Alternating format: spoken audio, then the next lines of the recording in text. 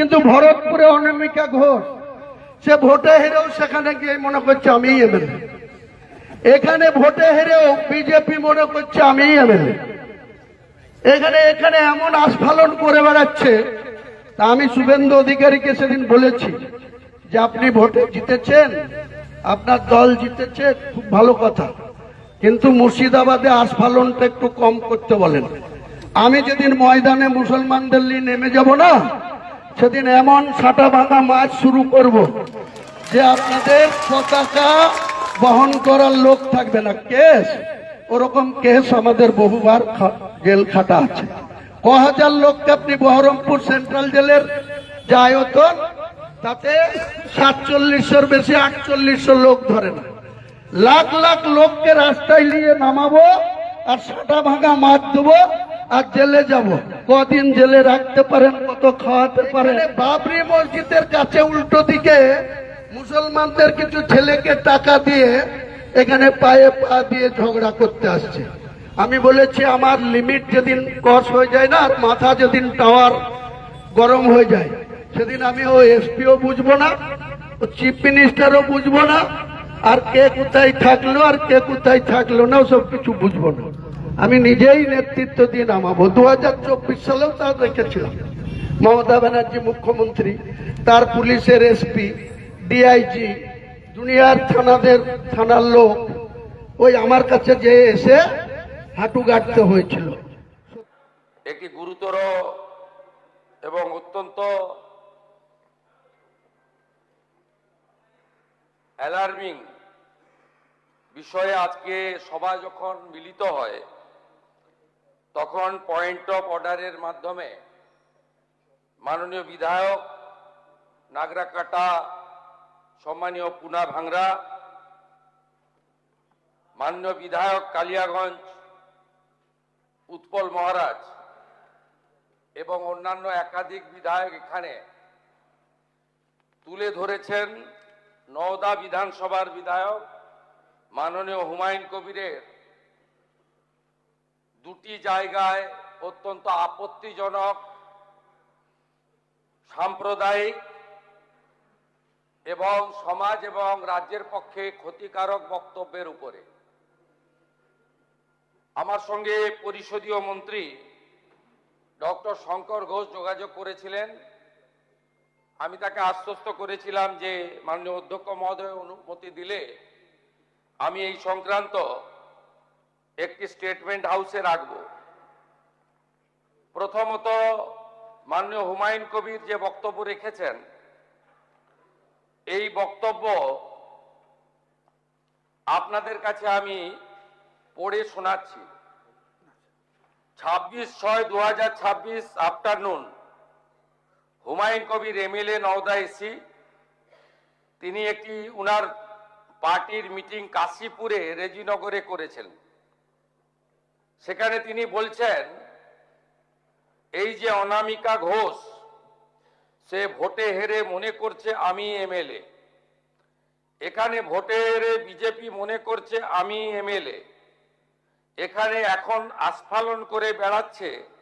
তা আমি শুভেন্দু অধিকারীকে সেদিন বলেছি যে আপনি ভোটে জিতেছেন, আপনার দল জিতেছে, খুব ভালো কথা, কিন্তু মুর্শিদাবাদে আস্ফালনটা একটু কম করবেন।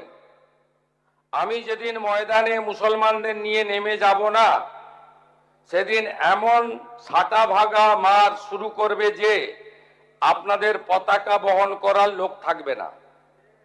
কেস এরকম, কেস আমাদের বহরমপুরে জেল খাটা আছে। 5000 লোককে আপনি বহরমপুর সেন্ট্রাল জেলের যা আয়তন, তাতে 4700 বা 4800-র বেশি লোক ধরে না। লাখে লাখে লোককে রাস্তায় নিয়ে নামাবো আর সাটা ভাঙা মার দেব আর জেলে যাব। কদিন জেলে আটকে রাখতে পারবেন, কত খাওয়াতে পারবেন দেখব।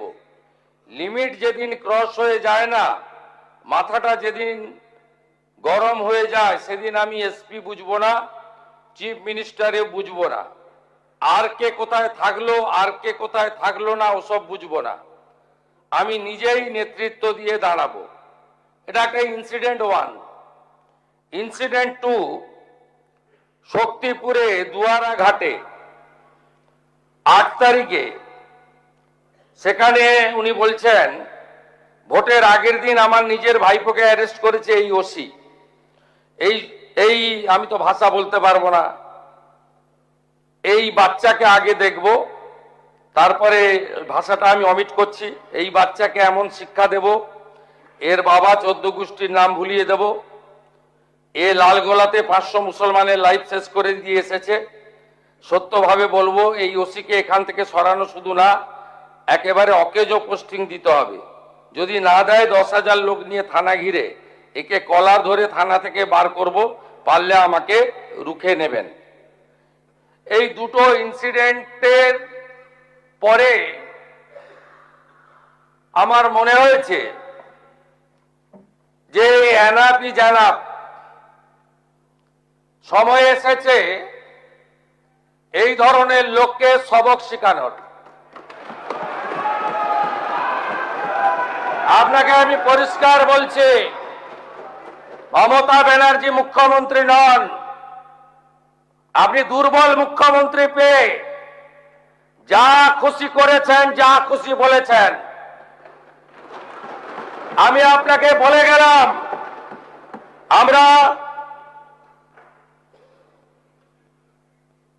দুটো এফআইআর স্টার্ট করেছি। Rejinagar PS case number 219/226, dated 26/6/2026, under section 152, 192, 196, 197, 224, 299, 351 within bracket 2, 352, 353 of the ভারতীয় ন্যায় সংহিতা। ইনসিডেন্ট নাম্বার 2 তেও আমরা শক্তিপুর পিএসএ 176/226-এ আরেকটা কেস ইস্যু করেছি। সেই কেসেও আমরা ভারতীয় ন্যায় সংহিতার সমস্ত সেকশন লাগিয়েছি। এবং আমি আপনাদেরকে অ্যাসিওর করছি, এত বড় ক্ষমতা আপনাকে কেউ দেয়নি। আপনি মুখে যেগুলো বলেছেন, আপনাকে আমি বলে গেলাম, আপনি কেন করছেন আমি জানি। আপনি কেন করছেন রাজনৈতিক কারণটা আমি জানি। আপনার এজেন্ডা 2 ছিল। 1 এজেন্ডা, ভরতপুর, রেজিনগর, নওদায় সব নির্বাচিত পঞ্চায়েত যে দলেরই হোক ভেঙে আপনার পার্টিতে নিয়ে যাওয়া। আপনি সেটা করতে পারছেন না। আর দ্বিতীয় হচ্ছে, আপনি 2টো সিটে জিতেছেন, নিয়ম মেনে একটাই রিজাইন করেছেন রেজিনগর। আগামী 2-3 মাসের মধ্যে উপনির্বাচন হবে, আপনি আপনার ছেলেকে জেতাতে চাইছেন। 72% মুসলিম আছে। মুসলিম ভোটকে কনসলিডেট করার জন্য আপনি এই খেলাটা খেলছেন। আপনি কান খুলে শুনে রাখুন, আপনাকে এইভাবে ধমক, হুমকি, বেপরোয়া, লাগাম ছাড়া কথা বলতে দেব না, দেব না, দেব না। আপনাকে আমি শুধু 3টে উদাহরণ দিলাম। সন্দেশখালীতে একজন ছিল,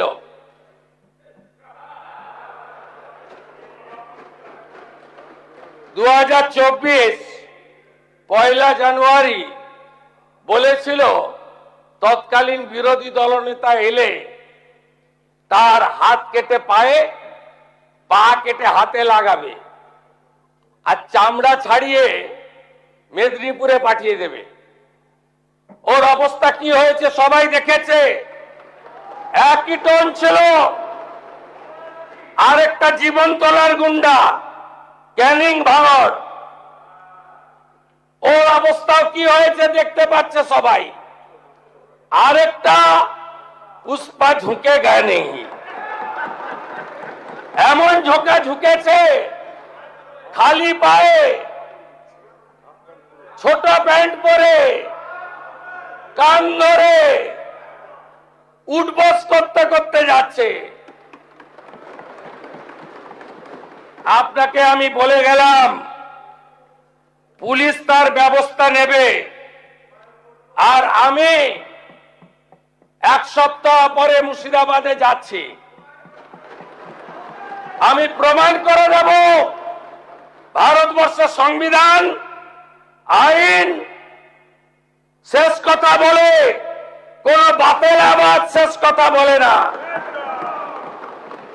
আপনাকে সংযত হওয়ার, সতর্ক হওয়ার, এই ধরনের কথা প্রত্যাহার করার এবং ভবিষ্যতে এই ধরনের কথা বলার আগে 25 বার ভাবার হুঁশিয়ারি দিয়ে আমি সবাকে আশ্বস্ত করছি।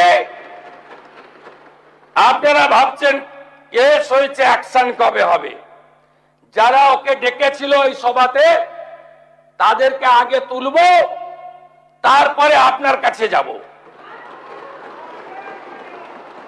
যা করার করব, আমি আশ্বস্ত করছি আপনাদের। আপনি ধরে রাখুন, এটা ওর শেষ বক্তব্য, ধরে রাখতে পারেন। এ সরকার আইনের শাসন প্রতিষ্ঠা করবে, গুন্ডাদের শাসন সমাপ্ত করবে, নিশ্চিন্ত থাকুন। সবাই ভালো থাকবেন, ধন্যবাদ।